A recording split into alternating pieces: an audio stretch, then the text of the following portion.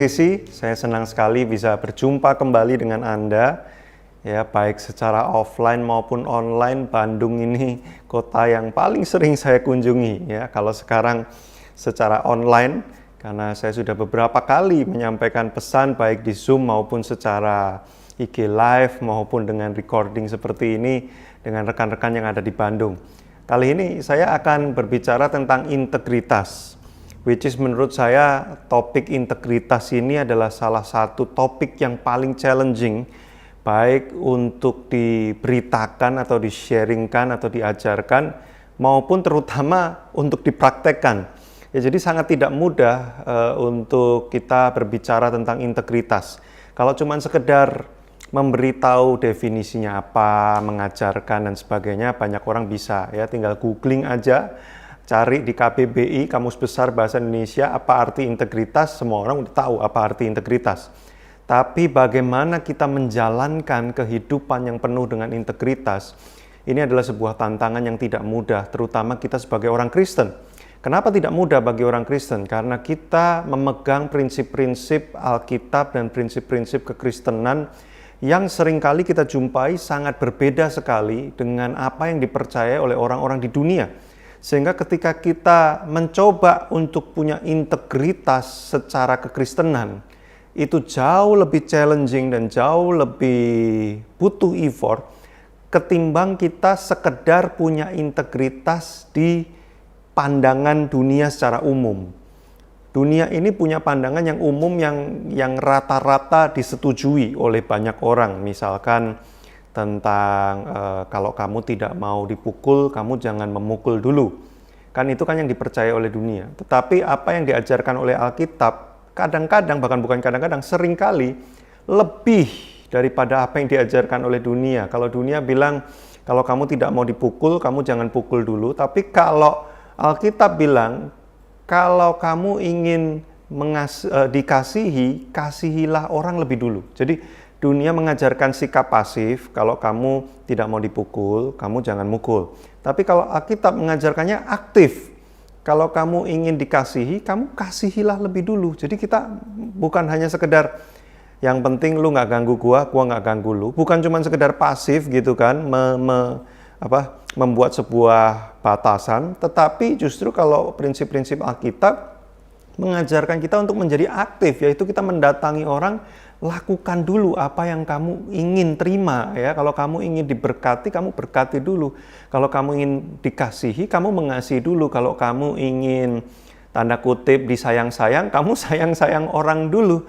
Jadi karena ini prinsip yang levelnya lebih tinggi dan lebih sulit, maka menjadi orang yang punya integritas di prinsip dengan level ini menjadi sebuah tantangan yang tidak mudah. Nah, ada satu tokoh di Alkitab yang which is kita sudah kenal semuanya dan kisahnya kita sudah sering baca dan saya yakin di sekolah minggu juga sudah diajarkan berulang-ulang, yaitu namanya Ayub. Ayub 1 ayat 1 mengatakan, ada seorang laki-laki di tanah Uz bernama Ayub. Orang itu saleh dan jujur. Ia takut akan Allah dan menjauhi kejahatan. Di dalam terjemahan bahasa Inggris, saleh dan jujur, terutama kata saleh, itu diterjemahkan dengan integrity. Jadi kesalehan itu diterjemahkan dengan integritas. Maka dalam bahasa Inggris bahkan Ayub itu disebut man of integrity, orang yang hidup di dalam integritas. Nah, secara singkat, walaupun Anda bisa googling tentunya, tapi saya ingin jelaskan kepada Anda, integritas itu kayak apa sih? Oh, kita bisa tahu ini orang punya integritas atau enggak dari mana?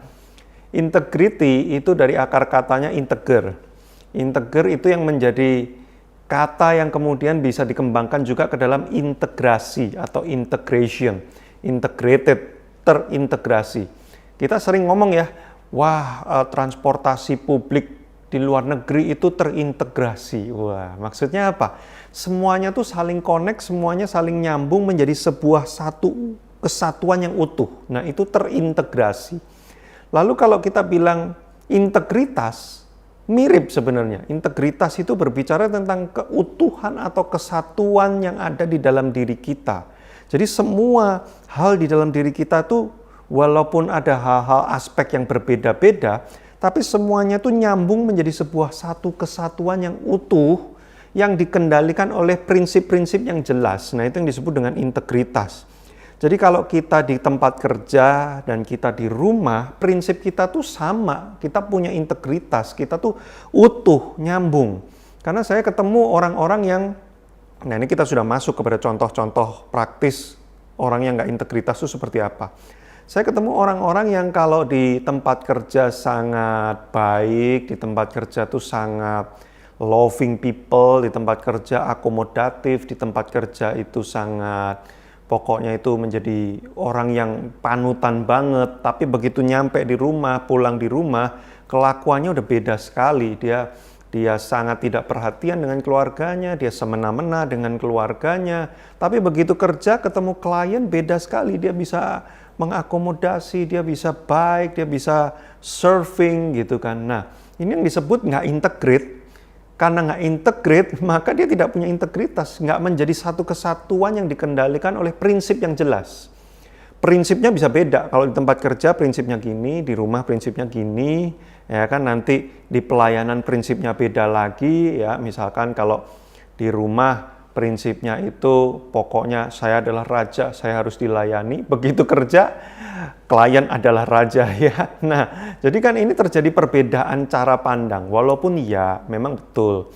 Pak, tiap dunia kan punya rule-nya sendiri-sendiri, kan nggak selalu apa yang dipraktekkan di rumah bisa dipraktekkan di gereja atau dipraktekkan di tempat kerja, memang betul. Tetapi kalau yang namanya karakter itu tidak tergantung lokasi. Kalau yang namanya karakter dan prinsip kebenaran itu berlaku di semua tempat, di semua keadaan, dan di semua aspek kehidupan. Contoh, yang namanya kejujuran. Mau di rumah, mau di tempat kerja, mau pelayanan, mau di lingkungan sosial, namanya kejujuran ya kejujuran. Nggak ada yang namanya kalau lagi kerja jujurnya 50% aja, kalau di rumah jujurnya 25% aja. Ya, karena kalau saya cerita apa adanya sama istri saya atau suami saya, wah bahaya itu Pak ya. Jadi cukup 25% aja ya. Nah, tapi kalau di gereja itu 10% aja jujurnya. Ya, karena kalau terlalu terbuka nanti kita dihakimi, nanti saya nggak kelihatan rohani, nanti saya kurang keren gitu kan. Nah, ini nggak integritas. Ya kan, terjadi perpecahan, terjadi perbedaan, ketidaksinambungan, ketidaksatuan antara praktek-praktek di tempat tertentu dengan praktek di tempat lain. Antara apa yang kita pegang di aspek yang satu dengan aspek yang berikutnya. Terjadi perbedaan. Nah, ini yang disebut dengan tidak punya integritas. Ayub dikatakan adalah man of integrity. Dia punya integritas karena hidupnya dikendalikan dan ditaruh, dijangkarkan kepada sebuah prinsip-prinsip yang jelas. Prinsip-prinsip yang dia pegang di dalam Tuhan dan dia pegang itu jelas dan dia aplikasikan itu ke dalam seluruh kehidupan. Mau di keluarga, di kerjaan dia, dalam penyembahan dia kepada Tuhan, itu semua sama. Nah, inilah yang kita harus praktekkan, inilah yang kita harus teladani. Saya tahu, lihat beberapa wajahnya ini langsung ada yang ngomong, ih Pak ngomong enak, Pak, coba Pak prakteknya susah. Nah itu dia sebabnya saya ngomong topik ini is a very challenging topic. Kenapa? Karena memang tidak mudah untuk mempraktekkannya, tapi bukan berarti kita harus berkata nggak usah dipraktekin karena ini susah. Karena jelas, ya kalau kita baca, di dalam Mazmur 15 ayat 4, Mazmur 15 ayat 4 itu dikatakan di ayat-ayat yang pertama, siapa sih orang yang boleh berjumpa dengan Tuhan? Siapa orang yang boleh naik ke gunung kudusnya Tuhan? Itu ayat pertamanya. Lalu di ayat keempatnya, di bagian B dikatakan, yang berpegang pada sumpah walaupun rugi. Bahkan di ayat kedua, ketiga, dan keempat, dan kelima, kita akan bisa lihat itu semua sebenarnya adalah ciri-ciri orang yang punya integritas. Jadi artinya apa? Orang yang bisa mendekat kepada Tuhan adalah orang yang memang hidupnya itu punya integritas. Nah itu sebabnya kita harus melatih, mengusahakan, dan benar-benar sungguh-sungguh berniat untuk membangun kehidupan yang punya integritas, karena itu adalah salah satu supaya kita ini bisa mendapatkan favor atau bisa mendapatkan privilege tertentu yang hanya bisa diperoleh oleh orang-orang yang memang hidupnya penuh dengan integritas, seperti Ayub contohnya.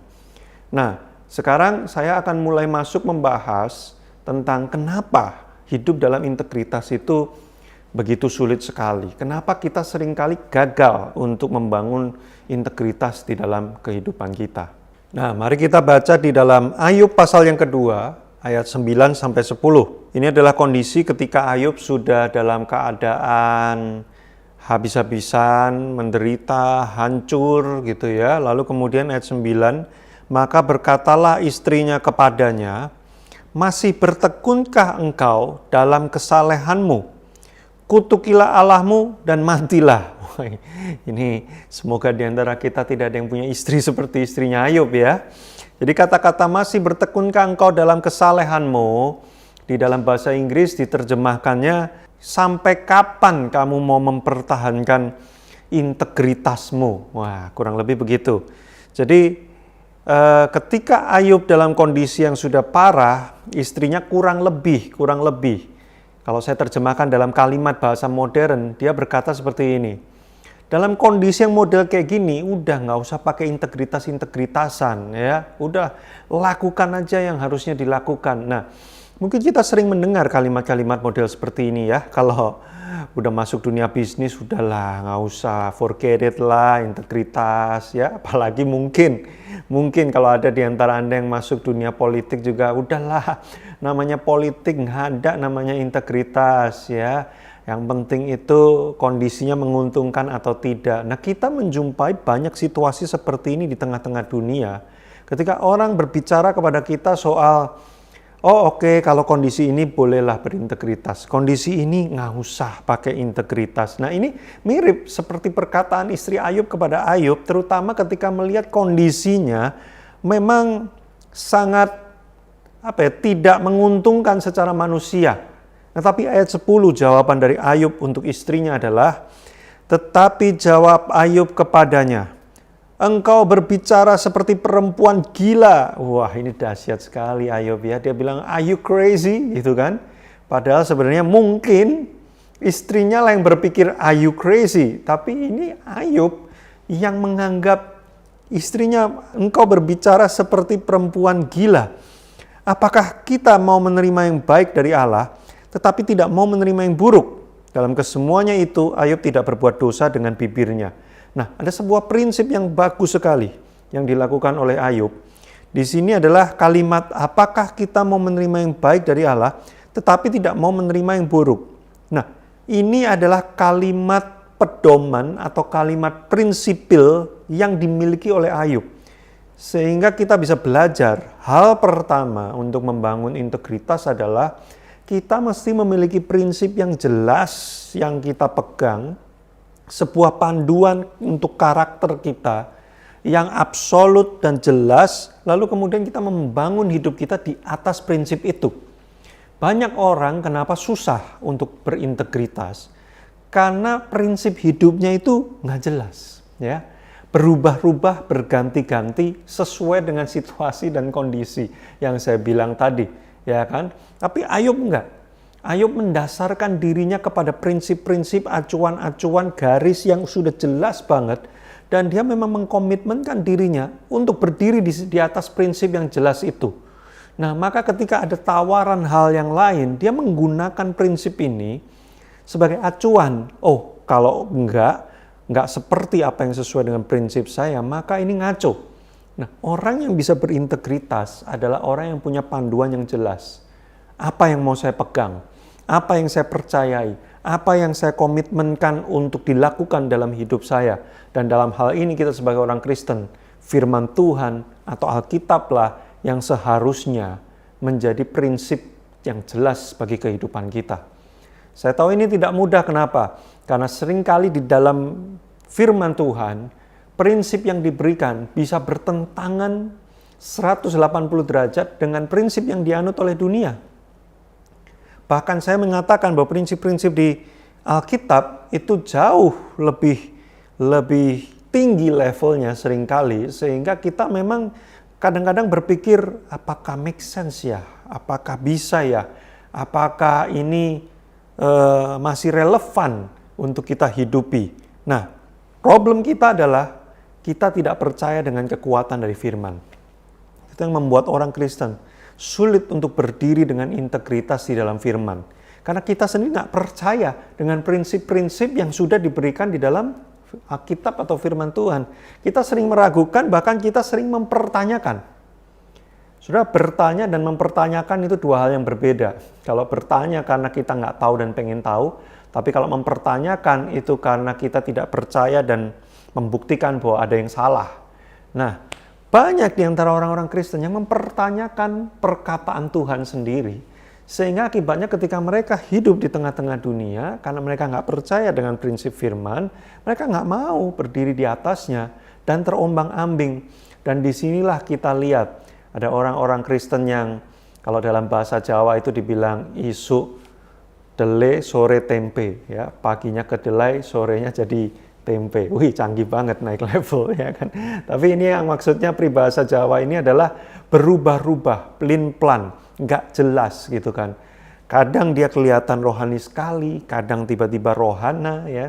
Kadang dia memegang prinsip firman banget, tapi kadang-kadang dia bisa keduniawian dan daging banget. Nah, kenapa ada orang-orang Kristen yang seperti ini? Yang membuat banyak orang non-Kristen kaget, kecewa, bahkan menjadi batu sandungan bagi mereka. Mereka bilang, beda khotbah di atas mimbar bagus, di rumah hancur, ya kan? Sama jemaat bagus, sama anak sendiri hancur, ya kan? Kemudian waktu pelayanan shalom, haleluya, ya. Nanti waktu bisnis, kebun binatang keluar semua. Udahlah, ini pelin-pelan, nggak jelas gitu kan. Nah, ini kehidupan yang tidak berintegritas. Kenapa? Karena kita tidak menaruh hidup kita di atas prinsip yang kita percayai, yaitu di dalam firman Tuhan. Kita menganggap firman Tuhan, kalau bagus saya mau terima, kalau kedengarannya nggak enak buat saya, ya saya lewatkan saja. Nah, ini yang bikin kita nggak punya integritas jadinya. Maka hal pertama yang kita harus latih. Saya tahu tidak mudah, saudara. Makanya saya bilang kan di awal-awal, ini adalah topik yang challenging. Saya juga nggak tahu Pastor Andi memberikan saya topik ini, saya waktu dapat, wah ini berat ini ya. Menarik dan cukup menantang gitu kan. Karena memang dalam prakteknya tidak semudah ini, tetapi bukan tidak bisa. Karena saya melihat ada beberapa orang-orang yang melakukannya. Saya sendiri berusaha sekuat tenaga untuk membangun hidup saya dengan integritas. Walaupun kadang-kadang ada kegagalan di 1-2 tempat, tetapi saya terus mencoba. Karena saya percaya dengan kuasa firman, saya percaya bahwa firman Tuhan itu ya dan amin, maka itu sebabnya saya berusaha menaruh diri saya di atas dasar firman ini. Walaupun kadang-kadang sempat terombang-ambing juga, tapi balik lagi, mencoba lagi. Nah, itulah kehidupan kekristenan kita. Kita berusaha menjadi integrate dengan Kristus. Kita berusaha menjadi sebuah integration, sebuah kesatuan yang utuh dengan Kristus. Sehingga integritas itu artinya adalah ketika Kristus seperti ini, kita pun juga seperti Dia. Kita menjadi serupa seperti Kristus. Itulah integritas kita di dalam Tuhan. Maka aneh, bagaimana cara kita bisa terintegrate, bagaimana cara kita punya integritas serupa dengan Kristus, kalau kita tidak mempercayai prinsip-prinsip yang dihidupi dan dilakukan oleh Kristus, ya kan? Kita nggak menggunakan prinsip-prinsip yang digunakan oleh Kristus, tapi kita kayak cabut colok, ya, kadang iya, kadang enggak, kadang iya, kadang enggak, kadang percaya, kadang enggak. Ini yang membuat kita menjadi sulit untuk hidup di dalam integritas. Lalu hal yang kedua yang kita bisa pelajari untuk membangun kehidupan yang berintegritas adalah di dalam Lukas 11 ayat 27-28. Ketika Yesus berbicara, berserulah seorang perempuan dari antara orang banyak dan berkata kepadanya, "Berbahagialah ibu yang telah mengandung engkau dan susu yang telah menyusui engkau." Tetapi ia, Yesus, berkata, "Yang berbahagia ialah mereka yang mendengarkan firman Allah dan yang memeliharanya." Ini kalimat penting. Mereka yang mendengar perkataan Tuhan dan memeliharanya di dalam hati, di dalam pikiran, disimpan, dipelihara, dirawat, ya kan? Karena apa prinsip ini penting, saudara? Karena begini, penyebab orang susah untuk punya integritas adalah insecurity. Merasa insecure dengan penilaian orang. Kalau aku nanti berdiri di atas prinsip firman, nanti orang ngejek ya. Makanya seringkali kita jadi kompromi, toleran terhadap hal-hal yang tidak sesuai dengan firman. Kita menjadi plin-plan di dalam Kristus karena kita takut dinilai terlalu sok rohani lah, takut dinilai munafik, takut dinilai kamu kayak udah paling hebat aja. Saya tahu masa lalumu, saya tahu kelemahan-kelemahanmu. Udahlah, jangan sok hebat, jangan sok rohani. Nah, makanya saudara, ketika kita mudah merasa insecure, kita akan terombang-ambing. Dari mana sih datangnya insecure, saudara? Perasaan nggak aman, perasaan kayak nggak oke, perasaan takut dinilai. Itu datangnya adalah karena kita menaruh hidup kita di atas dasar perkataan dan penilaian orang lain. Kita menaruh rasa berharga, kita menaruh kualitas hidup kita atas dasar penilaian dan perkataan orang. Masalahnya penilaian dan perkataan orang itu banyak dan berbeda-beda masing-masing. Nah, karena beda-beda kita bingung, maka kita merasa insecure. Si ini nanti ngomong apa ya?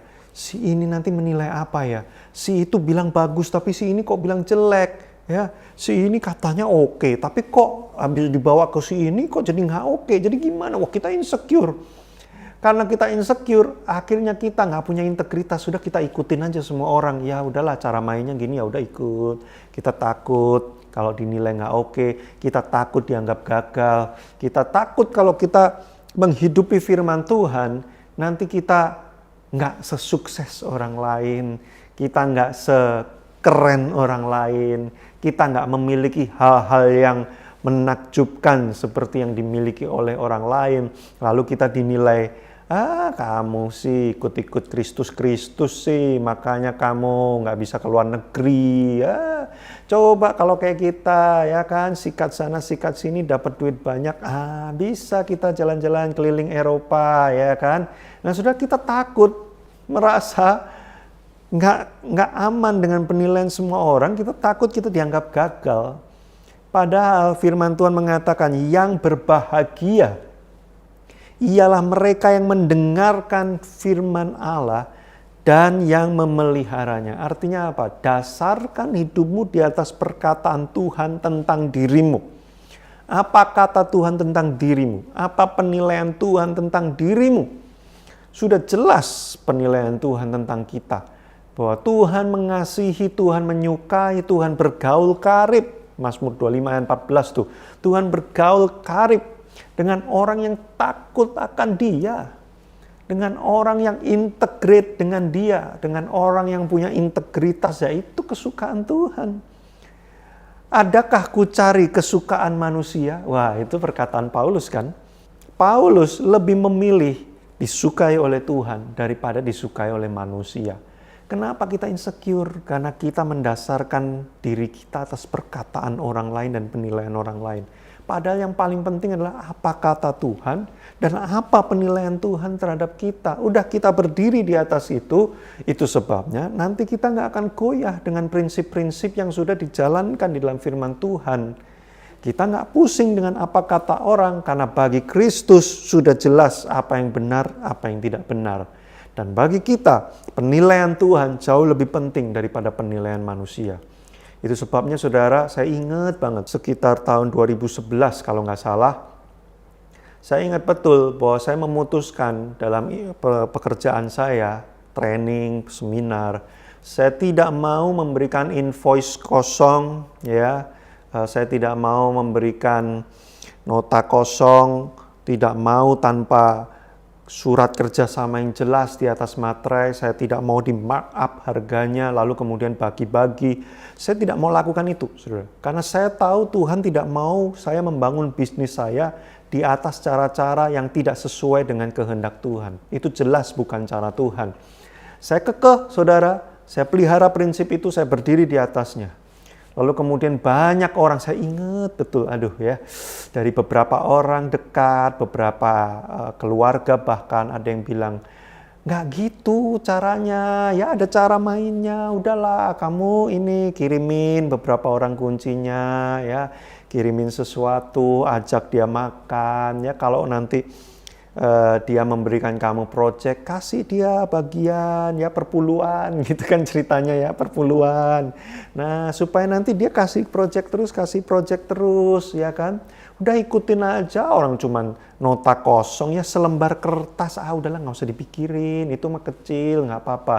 Dan saudara, banyak rupanya beberapa orang di industri training yang saya geluti ini, ada juga rupanya pembicara-pembicara yang memang mengikuti cara permainan itu, dan saya lihat mendapat banyak project dan bisa mendapatkan project-project besar yang memang sulit untuk dimasuki dan harus lewat cara-cara yang seperti itu. Dan saudara, saya memutuskan saya tidak mau seperti itu. Inilah integrate saya dengan Kristus, sebuah kesatuan. Saya tahu Kristus tidak akan melakukan itu, maka saya juga tidak akan mau melakukan itu. Saya mau menjadi utuh dan satu dengan Kristus. Nah, itulah integritas, saudara. Saya tahu tidak mudah, akibatnya adalah ya saya ada banyak proyek yang nggak dapat. Ya, saya jadi lebih lambat dibandingkan orang lain. Tapi kesukaan saya, sukacita saya adalah dinilai benar di hadapan Kristus. Yang berbahagia ialah mereka yang mendengarkan firman Allah dan yang memeliharanya. Saudara, hidup kita di dunia ini cuma sementara. Kita ini cuma numpang. Ya, kekekalan kita itu jauh lebih penting. Setelah kita selesai dengan dunia ini, masih ada kehidupan yang jauh lebih panjang karena itu kekekalan, ya kan? Jangan sampai kita di hidup yang pendek ini dinilai luar biasa, tapi begitu masuk di dalam kekekalan, kita nanti dinilai bukan hamba yang setia, sehingga Tuhan tidak mengenal kita. Mari kita bangun hidup kita di atas integritas, menjadi sama seperti Kristus, menghidupi prinsip yang jelas, yaitu prinsip firman Tuhan, dan tidak merasa insecure, karena penilaian dan perkataan Kristuslah yang menjadi sumber rasa aman kehidupan kita. Mari saya ajak saudara, kita bersama-sama berdoa. Tuhan, kami sudah menerima firman-Mu, kami belajar tentang integritas pada hari ini. Kami tahu ini tidak mudah di tengah-tengah dunia yang menawarkan banyak hal yang kelihatannya benar, tapi ternyata di dalamnya tersembunyi banyak hal yang Engkau tidak berkehendak. Di tengah dunia yang penuh dengan warna abu-abu ini Tuhan, buat kami punya hikmat, buat kami punya keberanian untuk kami berani tampil hidup seperti Kristus hidup. Berikan kepada jemaat CLCC pada hari ini Tuhan urapan, kekuatan, dan kasih karunia untuk kami bisa berjalan di dalam kebenaran Tuhan. Menjadi man of integrity. Menjadi integrate dengan Kristus, serupa dengan Yesus. Dalam nama Yesus Kristus kami berdoa dan mengucap syukur. Amin. Pasti saudara diberkati oleh firman yang baru saudara dengarkan.